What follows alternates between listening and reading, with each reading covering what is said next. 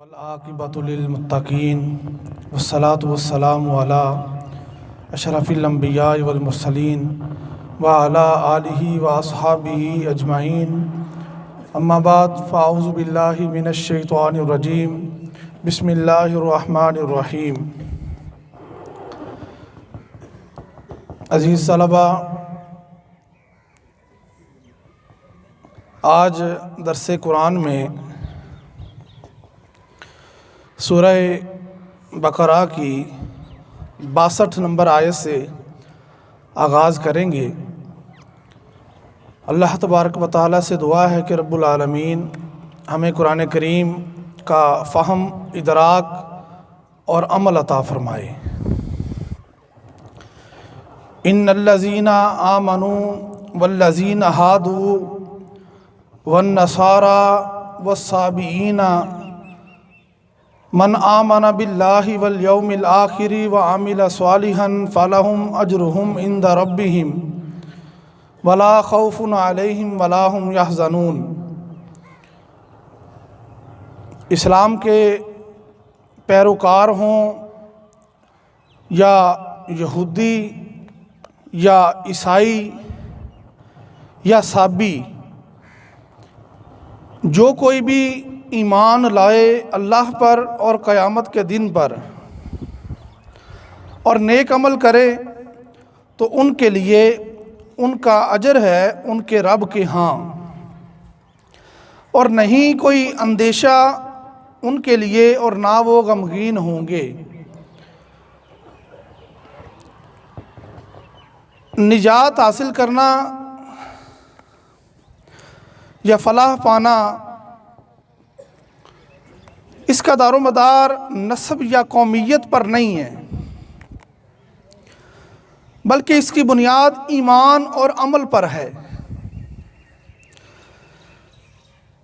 खा किसी गिरोह से ताल्लुक़ है, कोई ज़ुबान बोलता है, किसी नस्ल से ताल्लुक़ है, किसी खित्ता ज़मीन पर रहता है, ईमान लाया और नेक अमल किए तो फिर उसकी निजात है।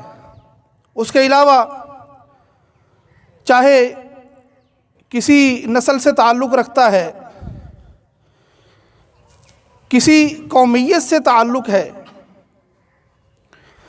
या किस गिरोह से ताल्लुक़ है, उसकी निजात का दारोमदार इस पर नहीं है। तो अल्लाह ताला फरमाता है कि चाहे वो मुसलमान हैं, यहूदी हैं, ईसाई हैं या साबी हैं। साबी उसे कहते हैं जो किसी एक दीन को छोड़कर दूसरा दीन इख्तियार करता है।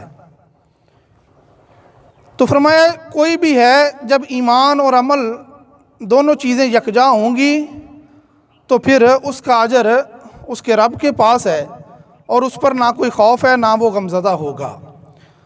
वईद अखज़ना मीसाककुम व रफ़अना फ़ौक़कुम उत-तूर, और याद करो जब हमने लिया तुमसे पुख्ता वादा और बुलंद किया तुम पर तूर को। खुज़ू मा आतैनाकुम बिकुव्वतिन वज़्कुरू मा फ़ीहि लअल्लकुम तत्तकून, और हुक्म दिया कि पकड़ लो जो हमने तुमको दिया है मज़बूती से, और याद रखना वो अहकाम जो इसमें दर्ज हैं, शायद कि तुम परहेज़गार बन जाओ। इस आयत मुबारका में एक वाक़या की तरफ इशारा है कि रब्बुल आलमीन ने जब किताब तौरात बनी इसराइल को अता फ़रमाई तो वो लोग उस पर अमल करने से बेजार रहे, अमल नहीं करते थे। तो अल्लाह तबारक व तआला ने एक पहाड़ को हुक्म दिया कि वो फ़िज़ा में बुलंद होकर उनके सरों पर आ जाए और वहाँ आकर ठहर जाए। ऐसा ही हुआ। अब पहाड़ उनको अपने सरों पर दिखाई देता और करीब था कि उन पर आ गिरता। उनसे कहा गया कि अगर तुम अब भी इस किताब हिदायत पर अमल नहीं करते तो ये पहाड़ तुम्हें नेस्तो नाबूद कर देगा, तुम्हें हरफ़े गलत की तरह मिटा कर रख देगा। तो फिर वो लगे ईमान के साथ अमल करने, अल्लाह से माफ़ियाँ मांगने, फिर इस मुसीबत को उनसे टाल दिया गया, पहाड़ हटा दिया गया। जब ऐसा हुआ तो फिर अपने उसी पुरानी रविश पर आ गए। सुम्मा तवल्लैतुम मिन बादि ज़ालिका, फिर मुंह मोड़ लिया तुमने पुख्ता वादा करने के बाद। फलौला फ़द्लुल्लाहि अलैकुम व रहमतुहु लकुन्तुम मिनल खासिरीन, तो अगर तुम पर अल्लाह का फ़ज़ल और उसकी रहमत ना होती तो तुम ज़रूर हो जाते नुकसान उठाने वालों में। यानी उनको अल्लाह ताला ने किताब अता फ़रमाई, तो किताब इसलिए सिर्फ़ नहीं दी जाती कि बंदा उसके हुरूफ की तिलावत करना अपना मामूल बना ले, बल्कि किताब अमल के लिए दी जाती है और उनसे मुतालबा अमल का था। किताब तो मिल गई, ईमान भी उस पर ले आए, मान भी लिया ये अल्लाह की किताब है, लेकिन अमल नहीं करते थे। तो अल्लाह ताला ने उन्हें इस अंदाज में अमल की तरफ रागिब किया। लेकिन वो उनकी आदत थी कि बार बार अहकाम इलाही को तोड़ना, और अल्लाह तबारक व तआला इतना मेहरबान था कि बार बार उनकी ख़ताओं को माफ़ कर देता। तो उसी चीज़ का अल्लाह ने ज़िक्र फरमाया कि उन्होंने रूगर्दानी की, लेकिन अल्लाह ताला ने फिर भी फ़ज़ल फरमाया और उन पर मेहरबानी ही की। वलक़द अलिमतुमुल्लज़ीना अतदऊ मिनकुम फ़िस्सब्ति फ़कुल्ना लहुम कूनू क़िरदतन ख़ासिईन, और तुम खूब जानते हो उन्हें जिन्होंने नाफरमानी की थी तुमसे सब्त के कानून की, तो हमने हुक्म दिया उन्हें कि बन जाओ बंदर फिटकारे हुए। फ़जअलनाहा नकालन लिमा बैन यदैहा वमा खल्फहा व मौइज़तन लिलमुत्तक़ीन, बस हमने बना दिया इस सज़ा को इबरत उनके लिए जो उस ज़माना में मौजूद थे और जो बाद में आने वाले थे, और इसे नसीहत बना दिया परहेज़गारों के लिए। इस आयत मुबारका में एक और वाक़या की तरफ इशारा है।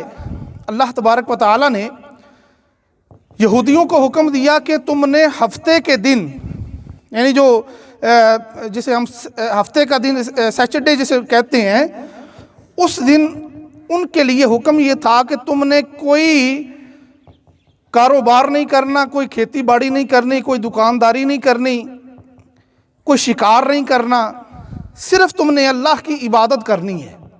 दिन को ख़ास कर दिया उनके लिए। अब उनका मामूल क्या था कि वो दरिया से मछलियां पकड़ते थे, यही उनका रोज़गार था। और अल्लाह ने आजमाइश में इस तरह उनको डाला कि हफ्ते के दिन जब उन पर शिकार की पाबंदी थी, उसी दिन दरिया में मछलियां इस कदर ज़्यादा आ जाती कि बग़ैर जाल के भी उनको पकड़ा जा सकता था। अब ये बड़ी आजमाइश थी। कुछ अरसा उन्होंने इस आजमाइश को बर्दाश्त किया, लेकिन फिर पुरानी गुमराही की तरफ चले गए कि अल्लाह के अहकामात को तोड़ दिया या उन्हें उनमें तहरीफ कर दी, बदल दिया। तो उन्होंने क्या किया कि दरिया के करीब करीब कुछ गड्ढे बना दिए और उन गड्ढों को छोटी छोटी नालियां बनाकर दरिया के साथ मिला दिया।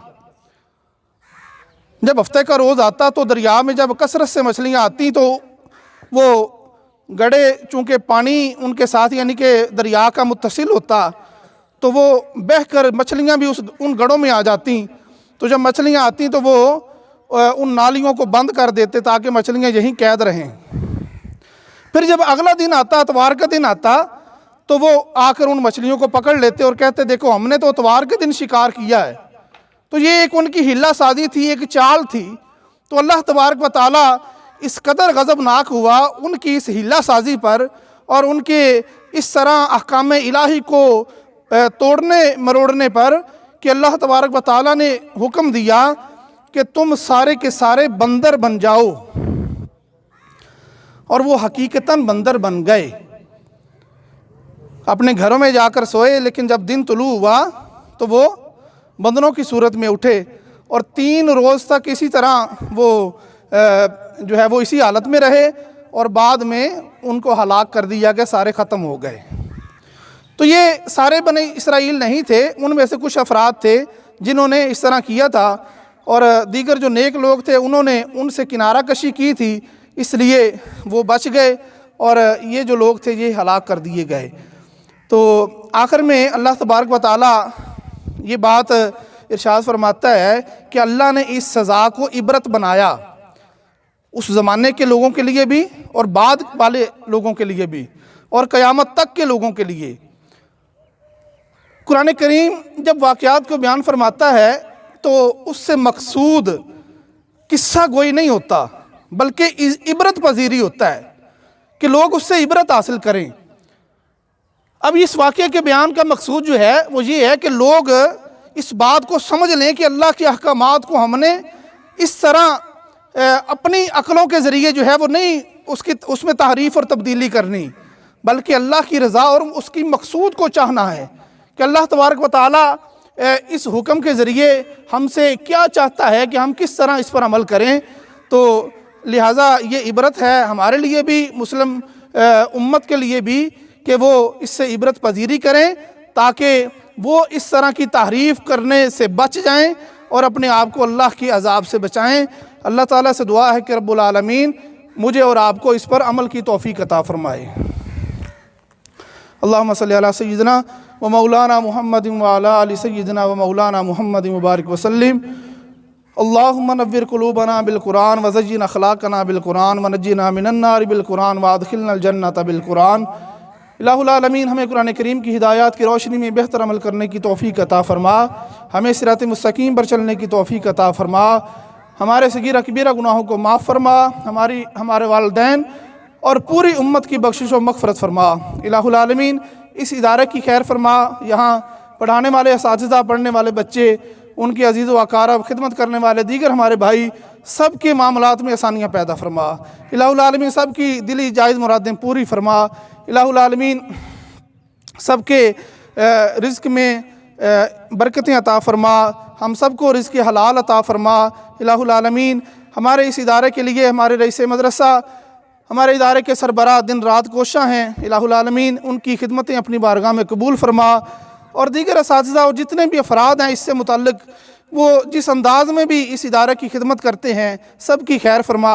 इलाहुल आलमीन हमें कुरान करीम की हिदायत की रोशनी में बेहतर से बेहतर अमल की तौफ़ीक़ अता फ़रमा। इलाहुल आलमीन हमारी आने वाली नस्लों की खैर फरमा। इलाहुल आलमीन उनको अपने दीन के मुताबिक अमल करने की तौफ़ीक़ अता फ़रमा। व सल्लल्लाहु तआला अला खैरि खल्क़िही सय्यिदिना मुहम्मदिन व आलिहि व अस्हाबिही अजमईन बिरहमतिका।